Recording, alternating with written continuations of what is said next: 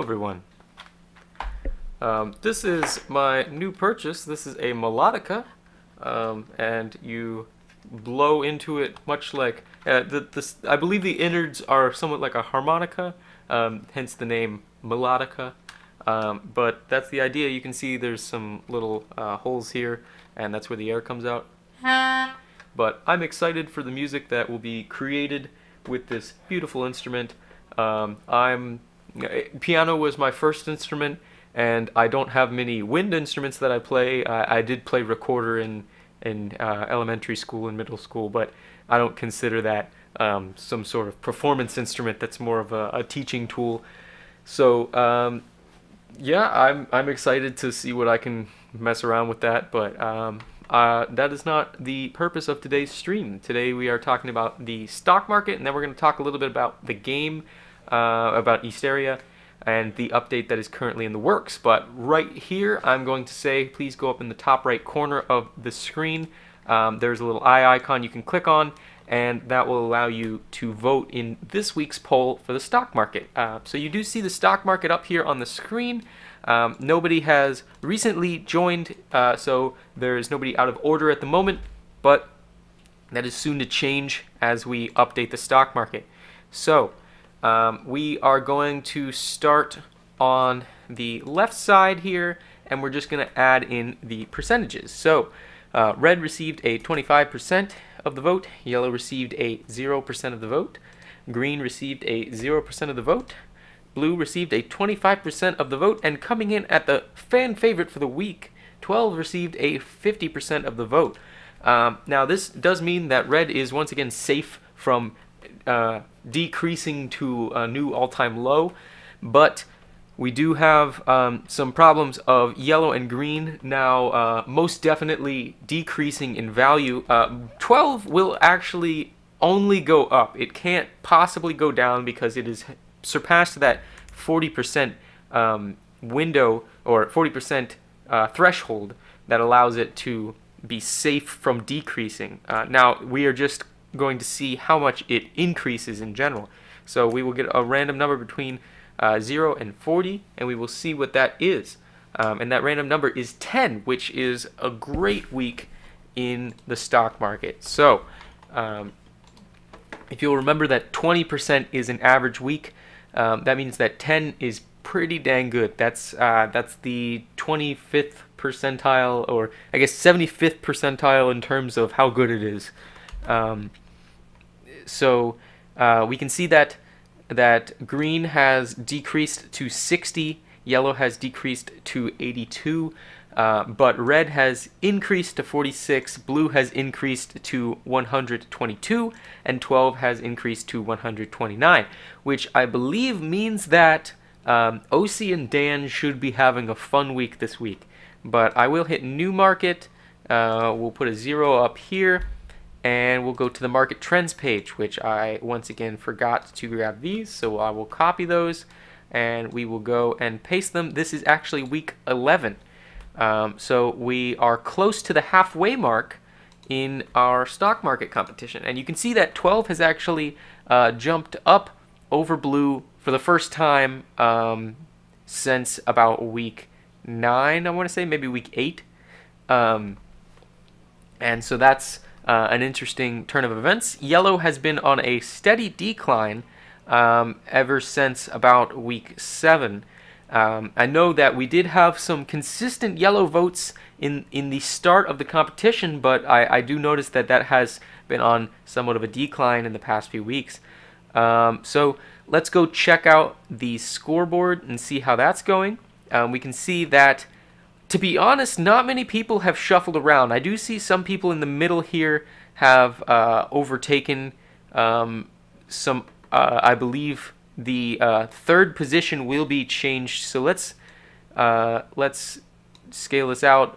You're seeing some numbers over there. That's actually I had to copy, or I had to write code so that this would pop up on this page, so that these could be based off of that one, because there was some problem with it updating unless it was already on this page. So I'm sure there's some Excel guru way to do that. But as I mentioned, Dan has benefited a significant amount from this week due to his large investment in 12. Now, this brings the question, due to the fact that Blue and 12 are very high this week, as to whether I should lower my investment by selling out in those. But I don't think that is something I want to do. I think I'm going to hold on to what I have so far, because red is still has a lot of room to grow, and then Blue and 12, I believe, from what I've seen, Blue and 12 are going to be the like Apple and Disney of our stock market. So I'm going to hold on to those and see where that goes. But let's see how other people have fared in the past week. James is still holding on to second. Dan and Khalil have significantly benefited from the previous week. Thomas, with his large investment in Blue and his also investing in red, has benefited somewhat, but has actually gone down significantly in his placement on the scoreboard. And even Steven has gone up a little bit, but we will see. We see that OC is now the only real player that is below that 100,000 point on the market. And so a lot of people like Megan, Carly, actually pretty much everyone except for the people who bought in the first week have bought in with a smaller value than 100,000. So a lot of people have made profits on their original value. So we're going to, I think I'm going to update the contestants' trends. We'll chat a little bit about the game before we get into it, and then I'll update them as we're talking. So this is always one of the longer processes of the week. So with the game, as I've mentioned, I'm working a little bit on the fishing update. So what I am trying to implement right now is there's a couple things I had to lay down as the groundwork before I could get into the actual meat of the update. So some of that is the use of items. So in the past, you could use items, but there wasn't necessarily any indication that you were using it unless you were next to something you could use that item on. And then you would just see the reaction of either a message popping up saying that you used it, or perhaps you would see some sort of action that had happened, some event that had occurred due to the fact that you used the item. And so I wanted to make sure that there was something that would show you were using an item, somewhat like an attack motion or something like that, that would just kind of give you the idea that there was that was the button to use items. So that was important because it was something that I felt was a necessary aspect of the game, and I have finally implemented it by actually animating. What happens is when you press the space bar now, even if you don't have anything in your hands, it will pause and do an animation of you kind of, it's supposed to be like a use animation. So basically, like, the character pushes their arm forward, as if like pushing something into something, or maybe like, I don't know. It kind of looks like someone's like either waving or like wiping something down with a cloth. It's hard to explain, but you'll see what I'm talking about. And I'm going to add in the first batch of names here. So yeah, we'll get to the game in a second. Even Steven has a value of 87,800. I hit the side arrow, 87,800. I have a value of 143,177, which I believe is an all-time high of the entire stock market. So I'm pretty happy with that. But James is also the second highest. So we'll get to that in a second. So then Mr. Positive has a 113,900, which is definitely a significant increase from his previous week. And then Dan has a 129000, which is also a significant increase on his previous week. OC has a 94,500, which once again is a significant increase. You will see a lot of increases due to the market's overall increase. I believe the market increased completely by 10,000 Jonos. So Khalil has a 127250, which is a pretty big jump. Not necessarily as big as Dan's jump, which is why Dan is currently in the lead out of the three that joined in then. And then that is the last of the ones that I have put down. So we just need Megan, Carly, James, and Thomas. So Megan is 11545 or 111545. And then Carly is 105893. James is 131338, which, as I mentioned, is the second highest value of all time, only surpassed by me, who is currently in first. And then Thomas has a value of 116376. And so I do believe that Thomas still went up, but he didn't go up as much as some other people, which is why he is currently in, I believe, 5th place. So, Megan. Megan has a value of 111545. Carly has a value of 105893. James has a value of 131338. And Thomas has a value of 116376. So we can now go look at the contestants' trends graph, and you can see this how this market increase has significantly helped people out.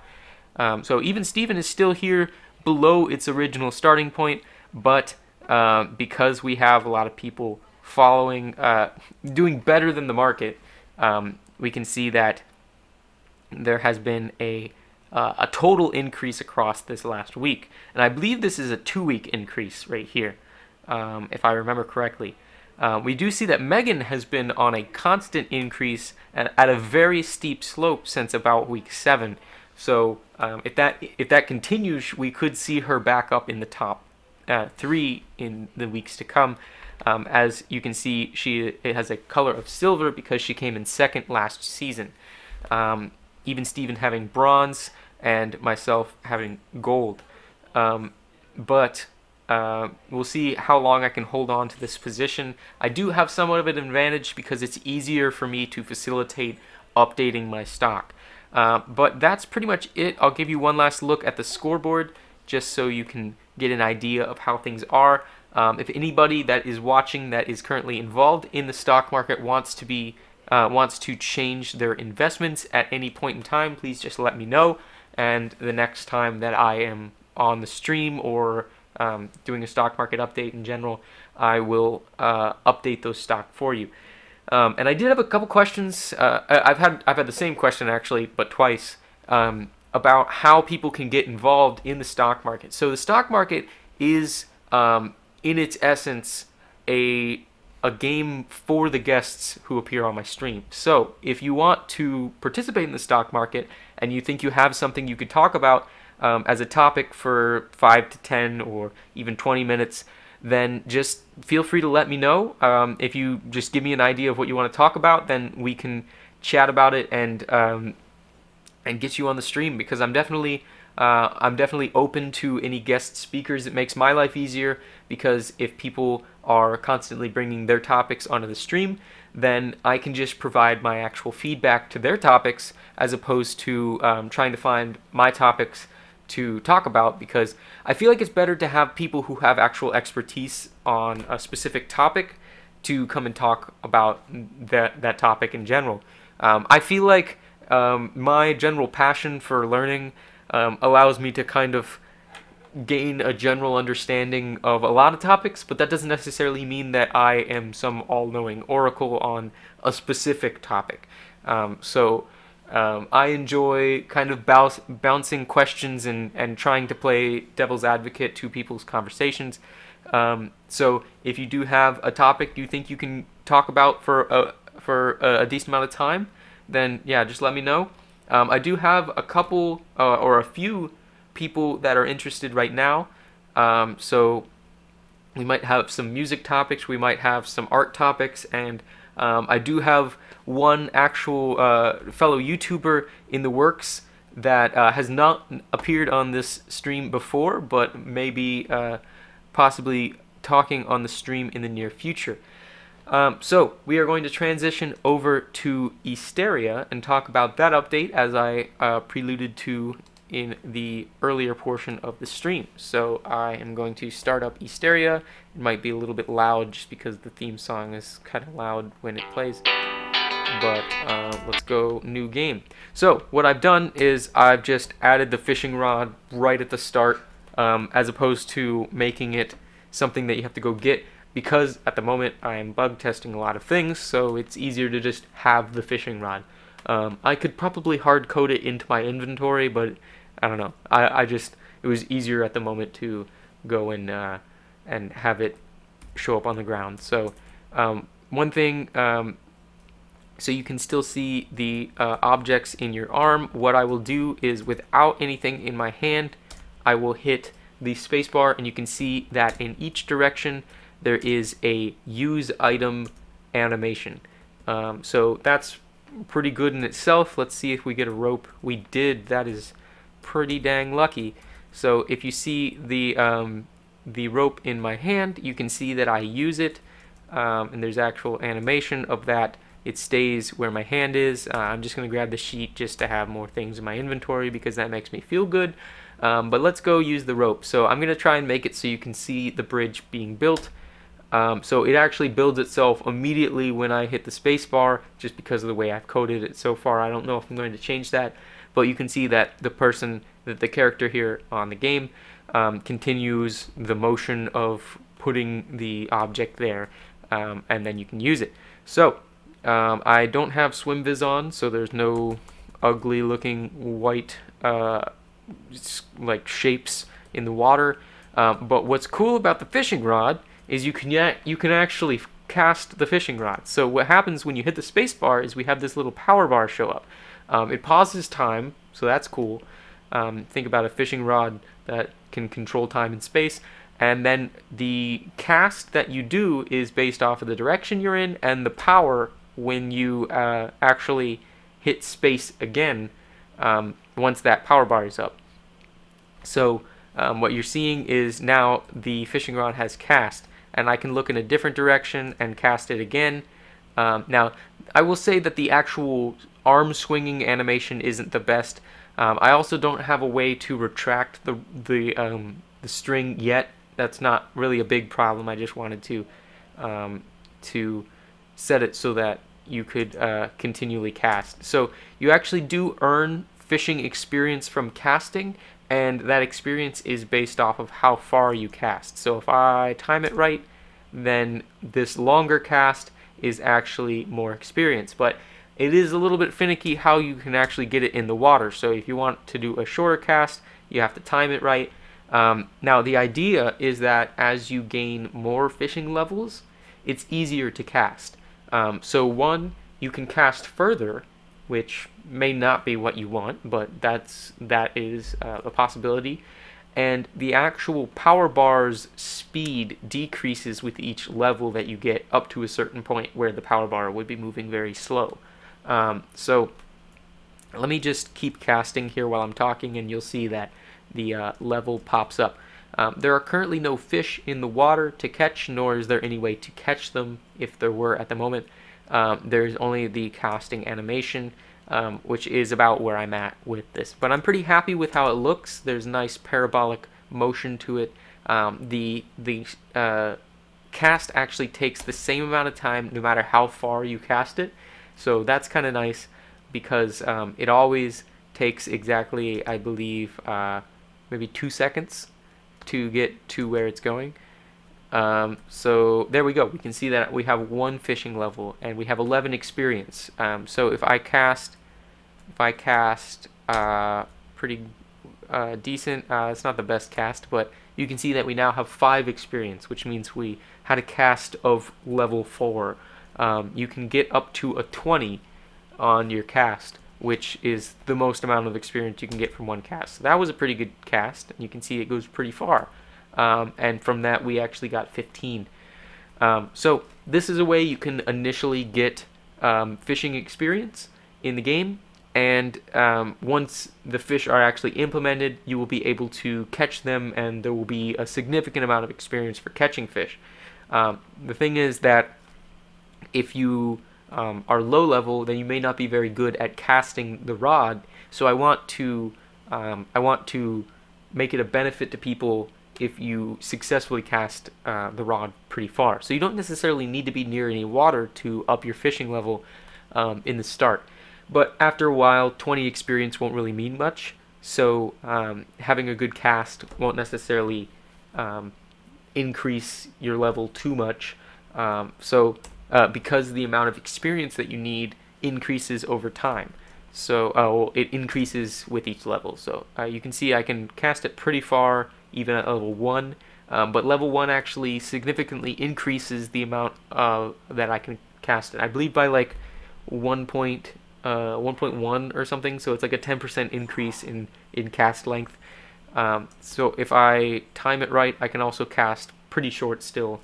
But yeah, so the one thing is that the place where the string is based off of where the actual image of the fishing rod is, and since I kind of made my life easier and sent the image off the screen as opposed to not showing it when I'm underwater, you can see that it actually sends the other end of the string all the way up to I believe what is negative 1,000 coordinates.